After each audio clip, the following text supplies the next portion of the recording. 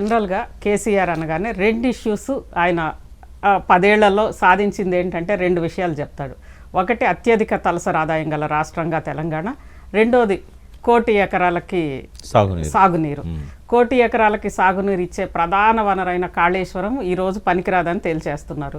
అదేవిధంగా తలసరి ఆదాయానికి సంబంధించి దివాలా తీసిన రాష్ట్రంగా తేల్చారు. ఏంటి అంటే ప్రాబ్లం కేసీఆర్లో ఉందా లేదా ఇక్కడ ఉందా ఏంటి? ఇరిగేషన్లో పోయే ముందు మీరు ఎకనామిక్ ఆస్పెక్ట్ కూడా అడిగారు కదా, అది క్లోజ్ చేద్దాం.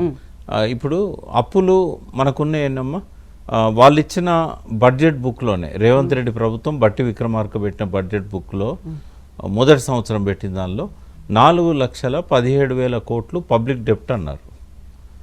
మిగతా ఏమన్నా కార్పొరేషన్లు తీసుకున్నాయి ఇట్లాంటివి ఏమన్నా ఉన్నట్టయితే అన్నీ కలిపి 6,72,000 కోట్లు.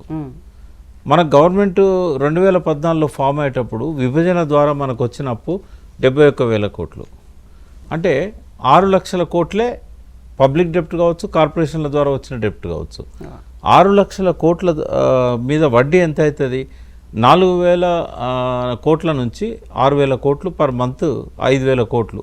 వాళ్ళు 6,000 కోట్లు అంటారు, వీళ్ళు 4,000 కోట్లు అంటారు. నా అంచనా ప్రకారం ఏంటంటే 4,500 కోట్ల కంటే ఎక్కువ లేదు. ఈ మొత్తం కలిపితే కూడా 48,000 కోట్లు, 50,000 కోట్లు. ఒక సంవత్సరము అసలు వడ్డీ కలిపి కట్టాల్సింది 50,000 కోట్లు.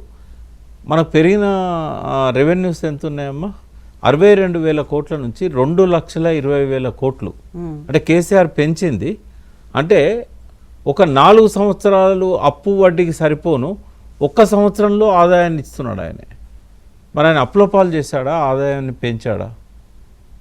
అంటే 62,000 కోట్లు ఉన్నదాన్ని 2,20,000 కోట్లకు పెంచాడంటే దానంతరం అది అవుతుందా?